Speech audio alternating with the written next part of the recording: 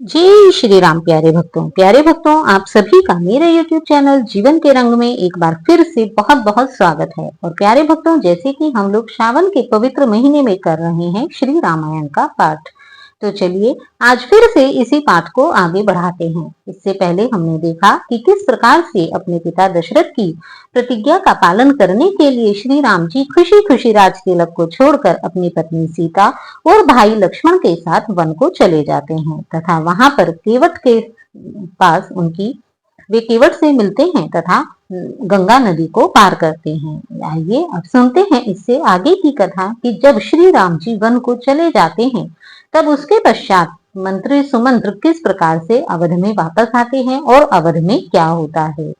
तो इस कथा को आरंभ करने से पहले मना लेते हैं अपने प्यारे श्री गणेश जी को। विघ्न हरण मंगल करण श्री गणपति महाराज, प्रथम निमंत्रण आपको पूर्ण करियो काज। और इसी के साथ अपने हनुमान जी की भी, भक्त शिरोमणि हनुमान जी की भी एक बार प्रार्थना कर लेते हैं। कथा प्रारंभ होते है, सुनो वीर हनुमान, आन विराजो कथा में, करो नाथ कल्याण, सियावर राम जय जय राम, मेरे प्रभु राम जय जय राम। जय रघुपति जय श्रीपति, जय जगपति त्रिभुवनपति, जय कौशलपति सीतापति, जय गणपति जय धनपति। जय जय श्री राम जय राम जय जय राम, श्री राम जय जय राम। जय श्री राम। तो चलिए प्यारे भक्तों आरंभ करते हैं आज की आगे की कथा। राज रहे आनंद में चित्रकूट भगवंत, अब वह सुनिए जिस तरह आया अवध सुमंत। कि इस प्रकार से उधर तो भगवान चित्रकूट में निवास करते हैं और इधर सुमंत वापस अयोध्या वापस आता है। आनंद कंद जब रथ पर थे, अब तो तब तो आनंद थाम था रथ, छवि निधि के होते ही वियोग रह गया न किसी काम का रथ। अर्थात जब तक श्री राम उस रथ पर विराज रहे थे तब तक तो वह रथ बहुत ही आनंद युक्त था, किंतु जैसे ही श्री राम उस रथ से अलग हुए वह रथ मानो किसी काम का नहीं रहा। मंत्री ने जब जब घोड़े जोड़े तोड़े, देते थे रथ को वे कोड़े, खाकर भी नहीं बढ़े छोड़े, देते थे रथ को वे। कटखने हुए हिना रहे, अड़ गए दुलत्ती मार उठे, थपकियां सारथी ने जब दी तो बुरी तरह हुंकार उठे। लेता था राम नाम कोई तो वहीं छटक जाते घोड़े, पीछे को मुड़कर बार बार झट झिझक अटक जाते घोड़े। उन घोड़ों की उन पशुओं की जब ऐसी बुरी अवस्था थी तो उस बूढ़े मंत्री की किस तरह बताएं दशा क्या थी। अर्थात जब उस मंत्री ने घोड़ों को रथ पर जोड़ा तो वे घोड़े भी श्री राम के बिना आगे बढ़ने को तैयार नहीं थे। मानो मंत्री है मृतक तुल्य, रथ अर्थी सा दिखलाता है, घोड़ों के कंधों पर मुर्दा कौशल मसान को जाता है। तथा उस प्रकार वह रथ एक अर्थी के समान दिखाई दे रहा था तथा सुमंत्र को एक ही चिंता हो रही थी। पूछेंगे जब राम को दिन में लोग अशांत, तब किस किस से कहूंगा मैं वियोग वृत्तांत। यही सोचकर रात में पहुंचा अवध सुमंत, रथ को द्वारे छोड़कर महलों गया तुरंत। इस प्रकार सुमंत्र ने रात को वह अवध पहुंचा। देखा जब अब भी वह बूढ़ा नृपशैया पर पड़ा कराह रहा, सूखा तो बहुत धैर्य द्वारा फिर भी दुख सिंधु अथाह रहा। यह कर्म भोग था या अपने प्यारे बेटों की ममता थी, या बूढ़े क्षत्रिय राजा के प्रण की अति कठिन परीक्षा थी। संग अंग शिथिल थे, उथल पुथल रग रग में शूल गड़ रहा था, मुर्दानी छा रही थी मुख पर, ठंडा सब बदन पड़ रहा था। जीवन खिंच कर नैनों में था थे नयन द्वार पर लगे हुए, मंत्री सुमंत आता होगा इस इंतजार पर लगे हुए। इस प्रकार जब सुमंत्र वहां पर राजा दशरथ के महल में पहुंचा तब उसने देखा कि दशरथ की बहुत ही बुरी अवस्था थी। तब भी वे श्री राम के इंतजार में सुमंत्र का इंतजार कर रहे थे। आकर जब भी सुमंत ने सादर किया प्रणाम, रोगी शैया से उठा कहा कहाँ है राम। मानो कण कण भी वहां लेता था यह नाम, पूछ रहे थे महल भी कहो कहाँ है राम।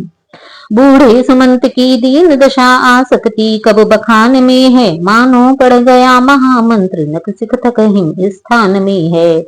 इस प्रकार उन सब की बातों को सुनकर वह बूढ़ा सुमंत बहुत ही व्याकुल हो उठा और बर्फ के समान मानो वहीं पर जड़ गया। फिर हुई वही ध्वनि राम कहाँ, अंबर भी बोला राम कहाँ, मंत्री के पुतले उत्तर दे आराम कहाँ अभिराम कहाँ। बोला रथ को मुझको विसार, नौका पर राम सवार हुए, मैं रहा देखता पत्थर सा वे तीनों गंगा पार हुए। इस प्रकार सुमंत्र ने उन्हें बता ही दिया कि श्री राम तो गंगा पार वन चले गए। बस इतना ही कह सका सचिव हृदय को थाम, उसी समय फिर ध्वनि हुई गए वनों को राम। जिस तरह सवेरे का दीपक बुझने से पहले भड़कता है, उस मरण सेज पर उसी भांति रघुकुल का नृपति तड़पता है। मंत्री मंत्री सत्य ही गए वनों को राम, रहा सहा भी आसरा जाता रहा तमाम। तथा वे उस मंत्री से पूछते हैं कि हे मंत्री, क्या तुम सच कह रहे हो? क्या सच में वन को ही चले गए हैं राम? जब लखन गया रघुवीर गया, सीता भी गई साथ ही में, तन गया प्राण भी चला गया, आशा भी गई साथ ही में। झटपटा चुके हैं बहु तेरे इस गंगा जल में फंस कर हम, डूबे हैं सर से पांव तलक संसार सिंधु में धस कर हम। परिणाम ज्ञान की आंखों से देखें सब बुद्धिमंत मेरा, था कितना सुखद आदि मेरा, कितना दुखद है अंत मेरा। इस प्रकार श्री राम कहते हैं कि सभी लोग, हे संसार वाले सब लोग, देख लो कि मेरा अंत कितना दुखी हो रहा है। रागी का यह राग था या वैराग्य पुनीत, अथवा रोगी के लिए था अंतिम संगीत। दीवट पर हिल रही थी जब दीपक की जोत, सैया पर बह रहा था तब विचार का स्रोत। इस प्रकार वे दशरथ सोचने लगे, सच है दुनिया मतलब की है, सच है दुनिया मतलब की है, इस मतलब वाली दुनिया में यही हालत हम सब की है। ऐसा अस्तित्व निरर्थक है, धिक है ऐसे नर जीवन पर, जब अपना ही अधिकार नहीं अपने तन पर अपने मन पर। साहस तो हो तो इस बंधन से होकर स्वतंत्र बाहर आओ, जीना है अगर आत्मपद में तो माया से तर कर आओ। इस प्रकार दशरथ जी अपने मन ही मन सोचते हैं कि इस संसार से आसक्ति रखना सर्वथा धिक्कार है, अतः यदि मनुष्य इस संसार में आता है तो उसे इस माया से बाहर आना ही चाहिए। दासी तुम अपना काम करो, रानी तुम अपना काम करो, हे रामचंद्र 14 वर्षों तुम वन ही में विश्राम करो। बादलों सदा की नाई तुम चौमासे में छाते रहना, सूरज तुम महलों की छत पर यूं ही आते जाते रहना। जुगनू की तरह दीप तू क्यों धोखा दे दे कर जलता है, तू जलता रह दशरथ केवल केवल दशरथ ही चलता है। यह कह कुछ मूर्छित हुए मिला तनिक विश्राम, व्याकुलता ने कंठ से फिर कहलाया राम। अब की जो आंखें खुली तो था सब सुनसान, या तो कुछ उन्माद था या था कोई ध्यान। इस प्रकार दशरथ जी श्री राम को याद करके बार बार मूर्छित हो जाते हैं। कौशल्य कौशल्य देखो वह क्या है, देखो वह क्या है, कुछ नहीं कहीं नहीं कोई भी नहीं, वहम सा है वहम नहीं यह वहम नहीं, फिर नजरों में आता है, पहचान लिया यह वे ही आत्मा दिखलाती हैं। मूंदी खोली आंख फिर कुछ हुए अशांत, बोले कौशल्य प्रिय सुनो एक वृत्तांत। और तब उन्हें मानो उन्माद में ही कुछ आत्माएं नजर आती हैं, या ये कह सकते हैं कि दशरथ जी को अपने पूर्व समय की कुछ बातें याद आ रही हैं, और तब वे उन सभी बातों को कौशल्या जी से बताते हैं कि किस प्रकार उनसे जवानी में एक बार उनके हाथों श्रवण मारा गया था, तथा श्रवण के अंधे माता पिता ने किस प्रकार उन्हें श्राप दिया था। मुझ में तब जब पूर्ण तरुणता थी, था परिश्रमों में चढ़ा हुआ, आखेट खेलने का भी था उत्साह उन दिनों बढ़ा हुआ। वे बताते हैं कि उस समय मैं पूर्ण युवावस्था में था। मृगिया के पीछे एक दिवस बस मग बिसर गया, आखिर मेरा हो गया उस तरफ हिरन, हिरन छूटा उस ओर शिविर मेरा। इस प्रकार मैं एक दिन आखेट खेलता हुआ जंगल में बहुत दूर निकल गया था। इतने में कुछ दूर पर शब्द हुआ गंभीर, सुना श्रवण द्वारा कहीं बोल रहा है नीर। मैंने समझा मिल गया खोया हुआ शिकार, संभव है जा रहा हूँ वह सरयू के पार। और तब मुझे सरयू के नीर की कुछ आवाज सुनाई दी तथा मैंने सोचा कि वह हिरन उस सरयू के पार जा रहा है। कौशल्य तुम्हें ज्ञान है यह मैं धनुर्वेद में शिक्षित हूँ लक्ष्य भेद या शब्द भेद दोनों भेदों से परिचित हूँ। इसलिए शब्द पर ही मैंने कर लिया लक्ष्य निश्चय अपना, फिर उसी लक्ष्य पर उसी समय शर छोड़ दिया निर्भय अपना। और इसीलिए मैंने उसे हिरन समझकर उस शब्द के अनुसार ही अपना बाण छोड़ दिया। हाँ, जो जो याद आ रही है हो रही रोंगटे खड़े प्रिय, क्यों गया शिकार खेलने में क्यों मति पर पत्थर पड़े प्रिय। ठहरो कुछ विश्राम लूं अभी बहुत है बात, नहीं सुनना ही उचित है थोड़ी सी रात।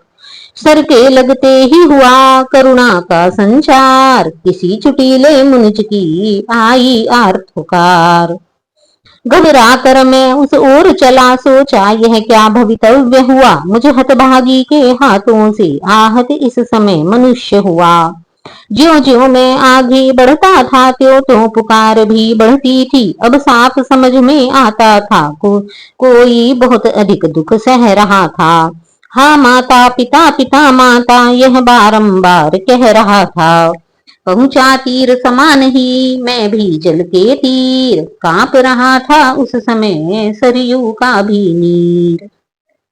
अब मैं घायल के था समीप पर आपा मेरे पास न था, मैं था शरीर था आंखें थी सब कुछ था होश हवास न था। त्यों त्यों यह शब्द कहे मैंने कहो कौन बताओ उत्तर दो, हे निर्दोषी दोषी हूं मैं कुछ दंड अभी निश्चित कर दो। इस प्रकार जब दशरथ जी अपने बाण के साथ वहां पहुंचते हैं तो वहां देखते हैं कि उनका बाण एक हिरण को नहीं अपितु किसी मनुष्य को लगा है। और तब वे उससे पूछते हैं, मैं अवधपुरी का दशरथ हूँ मेरा ही शर हत्यारा है, पकड़ कर मृगया के धोखे में मैंने ही तुमको मारा है। यह कह उस घायल के समीप बैठा मैं घाव सींचने को, जिन हाथों से छोड़ा था सर उनसे ही उसे खींचने को। निकली शर के साथ ही एक रुधिर की धार, गूंज उठी फिर पूर्ववत वन में करुण पुकार। कह कर हा माता हाय पिता जब घायल ने खोली आंखें, तब निश्चय जानो मेरी भी डबडबा गई डोली आंखें। मिले परस्पर इस तरह दो दर्दीले नैन, दर्द मंद ने तब कहे दर्द भरे कुछ बैन। दशरथ तुम राजा दशरथ हो गया धन्य दर्शन कर में, यह शर नव जीवन है जिससे परलोक जा रहा मर कर में। राजन शिकार के धोखे में हो गया शिकार अगर मेरा, तो इसमें दोषी नहीं आप आ गया अंत अवसर मेरा। अवधेश्वर श्रवण नाम मेरा दो नैनों का मैं तारा हूँ, माँ बाप वृद्ध हैं अंधे हैं उनका ही एक सहारा हूँ। बड़भागी हूँ जीवन बीता माँ और बाप की सेवा में, सरयू तट आकर आज मरा माँ और बाप की सेवा में। राजन जग से जग के सुख से सेवक को नहीं प्रयोजन है, मरने वाले का मरने से आप मरने से पहले यह तुच्छ निवेदन है। अंधे बूढ़ों की देखभाल अब अपने कंधों पर लेना, आकर जो मुझे संभाला है उनकी भी सुध जा कर लेना।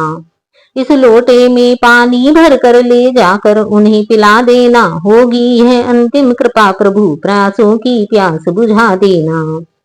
प्राण कंठ तक आ गए देह हुई बेकाम, लेना अब माता पिता अंतिम बार प्रणाम। मात्र पित्र में लीन हो जीव गया परलोक, कौशल्य वह दृश्य था अति पवित्र आलोक। दशरथ जी कहते हैं कि हे कौशल्या, इस प्रकार वह श्रवण अपने माता पिता को याद कर परलोक सिधार गया। मैं जीवित था या मृत सा था, क्या था यह नहीं समझता था। शिव शव पितृ भक्त का सम्मुख था, सिर मेरा उस पर रखा था। सरयू की लहरें कहती थी हाँ माता पिता पिता माता, वृक्षों की डालें कहती थी हाँ माता पिता पिता माता। यह दशा रही कितने क्षण तक कुछ ठीक नहीं कह सकता मैं, सुध आई तुच्छ निवेदन की तो पानी लेकर उठा मैं। अंधी अंधे के निकट पहुंचा ले जल पात्र, बोला जाता था नहीं कांप रहा था गात्र। ज्यों त्यों धीरज धर कहा लाया हूं मैं नीर, कहते तो कह गया पर पानी हुआ शरीर। इस प्रकार दशरथ जी श्रवण के माता पिता के पास जल लेकर आते हैं। वे बोली जल लाया बेटा पर बड़ी देर से आया है, कुछ तुझे कष्ट तो नहीं हुआ, क्यों इतना समय लगाया है। क्या सर्दी खाई है तूने जो बोल हो रहा भारी है, चिंता न हमें कुछ अपनी है, तू तो सब भांति सुखारी है। सोच रहा था खड़ा मैं कैसे बोलूं हाय, बिना कहे बनती नहीं अब क्या करूं उपाय। कुछ हो बोलेगा नहीं झूठ अयोध्या नाथ, रघुवंशी का सत्य है सदा प्राण के साथ। तब वे दोनों दशरथ से अपने उसके कुशल होने का पूछते हैं। तब दशरथ जी उन्हें सत्य बात बता देते हैं। हे महामती मैं श्रवण नहीं हूँ दशरथ हूँ, वह बड़बागी परमारथ था, मैं एक अभागा स्वार्थ हूँ। सरयू तट मरा बाण से वह मेरे शिकार के धोखे में, अपना ही पांव कुल्हाड़ी से कट गया काठ के बदले में। काप काप कर कह सका मैं इतनी सी बात, उस अंधे के हृदय में लगा तीव्र आघात। बोला वह छाती फाड़ हाय क्या जग में श्रवण कुमार नहीं, जब प्राण नहीं तो देह नहीं, जब देह नहीं संसार नहीं। है नहीं सहारा अंधे का तो क्यों कर वह चल सकता है, हो गया समाप्त तेल तो फिर दीपक कैसे जल सकता है। जल लाया जल जाए यह जल निर्जल ही प्राण तजेंगे हम, जिस जगह गया है प्राण पुत्र बस उसी जगह पहुंचेंगे हम। दशरथ देता जल देता है तो दे मत दे तू क्या दे सकता है, जीवन में और मरण में भी जल तो बेटा दे सकता है। जल देता है अंजलि में दे फल अभी मिलेगा आप तुझे, आगे बढ़ कौशल के राजा देता है अंधा श्राप तुझे। जिस तरह बुढ़ापे में मैं मरता यह अंधा पुत्र चिंतवन में, त्यों ही वियोग के बेटे में मर जाए तू चौथे पन में। इतना कहकर श्रवण का बार बार ले नाम, वह अंधा भी चल दिया देह छोड़ सुरधाम। मैं हत्यारा सोचता क्या क्या करूं उपाय, लगी मुझे यह दूसरी हत्या विधना हाय। इस प्रकार जैसे ही श्रवण के पिता को श्रवण की मृत्यु का पता चलता है, वे दशरथ को श्राप दे देते हैं कि जिस प्रकार हम अपने पुत्र के वियोग में चौथे पन में मर रहे हैं, उसी प्रकार तू भी मरेगा। और इतना कहकर वे भी प्राण त्याग देते हैं। अब श्रवण की माता भी जब यह सुनती है तो वे भी इस बात से बहुत दुखी हो जाती हैं। इतने में अंधी भी बोली क्या संग प्राण के नाथ चले, जब नाथ चले तो प्राण चले, संबंध प्राण के साथ चले। आंखें पहले ही पास न थी अंधों की, टेक श्रवण ही था, क्यों न हो मरण इस जीवन का, जब जीवन एक श्रवण ही था। हाँ श्रवण श्रवण है अंधकार किसको टेरे, अंधी मैया गोदी सुहाग सब सूना है, सूना संसार हुआ दैया। अभिशाप सुन चुके अंधे का ग्रहण शाप अब अंधी का, जो हृदय फोड़ कर उठती है वह आग न ठंडी होती है। मुर्दे के पास खड़ी होकर यह रांड निपूती कहती है, पति का शव कर्म विहीन पड़ा हो नरपति यही हाल तेरा, तेरी भी मिट्टी पड़ी रहे जब आए अंत काल तेरा। इस प्रकार अंधी भी राजा दशरथ को श्राप देकर मृत्यु को पार चली जाती है। बस यह ही कहती हुई सुत को पति को टेर, अंधी भी सुरपुर गई लगी न जाते देर। आई मेरे हृदय में बार बार यह बात, हत्या है यह तीसरी हाय आज की रात। फिर सोचा होगा वही जैसा है भवितव्य, अपराधी को दंड भी देगी प्रकृति अवश्य। चाहे अनजाने में हो पर मैं स्वीकार दोष यह करता हूँ, टूटी छाती के शापों को मस्तक पर अपने धरता हूँ। झूठा भी शाप अगर हो यह तो भी दशरथ को सच्चा हो, उत्पन्न शाप ही के कारण मुझ पुत्रहीन के बच्चा हो। यह सोच हृदय आया मुझको, फिर मैंने की अंत क्रिया सबकी, पर आज वही आखेत कर्म देता है मुझे सजा तब की। वे रूहें वे ही प्रेतात्माएं अब मेरे आगे आती हैं, कौशल्य कौशल्य देखो मुझको भी पास बुलाती हैं। राम कह छोड़े नृप ने प्राण, हुआ दीप भी प्रात का उसी समय निर्वाण। तभी लाश पर रानिया गिरी दुलत्तड़ मार, अंतःपुर में छा गया दारुण हाहाकार। इस प्रकार दशरथ जी अपने भूतकाल की बातों को याद करते हुए, श्री राम को याद करते हुए प्राण त्याग देते हैं तथा वहां पर रानियां दारुण हाहाकार कर उठती हैं। महलो बेलाश नृपति की है, वन में लक्ष्मण है रघुबर है, अंत्येष्टि क्रिया हो किस प्रकार दो भाई नाना के घर हैं। संसार चक्र की चाल यहाँ प्रत्यक्ष दिखाई पड़ती है, हो चार चार बेटे जिसके उसकी यूं लाश भिनकती है। महाराज की मृत्यु से बदल गया सब रंग, के कई की हो गई भेद भावना भंग। होनी उतरी शीश से गई डाह की रात, आंख खुली तो सामने देखा स्वच्छ प्रभात। जैसे ही राजा दशरथ की मृत्यु होती है मानो केकई के सिर से भी होनी उतर जाती है। वह बोली विधवा नेत्र आप अपने हाथों मीचा मैंने, क्या जड़ता की जड़ तो काटी शाखाओं को सींचा मैंने। उस समय सुमित्रा टेर उठी कुछ दोष तुम्हारा बहन नहीं, दुर्दिन ही तो अब सम्मुख है वर्षों तक अपना सुदिन नहीं। कौशल्या बोली क्या बताएं चौथे पन में यह ताप हुआ, उस बूढ़े अंधे तपसी का इस प्रकार पूरा शाप हुआ। महलों में जब इस तरह बढ़ता देखा क्लेश, आकर गुरु वशिष्ठ ने दिया तभी उपदेश। हे महारानियों धीर धरो रोने से हाथ आएगा क्या, कोलाहल और विलापों से जी मृतक शरीर जाएगा क्या। पृथ्वी पर जिसने जन्म लिया वह निश्चय एक दिन मरता है, जो जलता है वह बुझता है, जो फलता है वह झरता है। मानव तो क्या इंद्रादिक भी सर्वदा नहीं रहने पाते, कर्मानुसार 84 में सब प्राणी हैं आते जाते। जिस जीवात्मा से ममता है वह अविनाशी कहलाता है, समझो शरीर को अपना तो यह एक रोज छुट जाता है। पूरे योगी का हुआ पूरा यह उपदेश, निश्चय ही कम हो गया क्लेशनियों का क्लेश। तब गुरु वशिष्ठ ने आज्ञा दी अब ऐसा यत्न किया जाए, तेलों में और मसालों में कुछ दिनों मृतक रखा जाए। के कई प्रदेश से मंत्री वर बुलवाओ भरत शत्रुघ्न को, उनके द्वारा हो क्रिया कर्म वे ही दे आग मृतक तन को। आज्ञा पालन में नहीं लगी तनिक भी बार, लाश रखाई गई वह उसी यत्न अनुसार। कौशल्या ने तब कहा करके घोर विलाप, सत्य हो गया इस तरह अंधी का भी श्राप। सियावर राम जय जय राम, मेरे प्रभु राम जय जय राम, करो कल्याण जय जय राम। जय श्री राम। तो प्यारे भक्तों इस प्रकार श्री राम के वियोग में वहां दशरथ जी का मरण होता है तथा उनकी लाश को तेल और मसालों में रख दिया जाता है, क्योंकि उनके 2 बेटे इस समय वन में हैं और 2 बेटे अपने मामा के घर गए हुए हैं।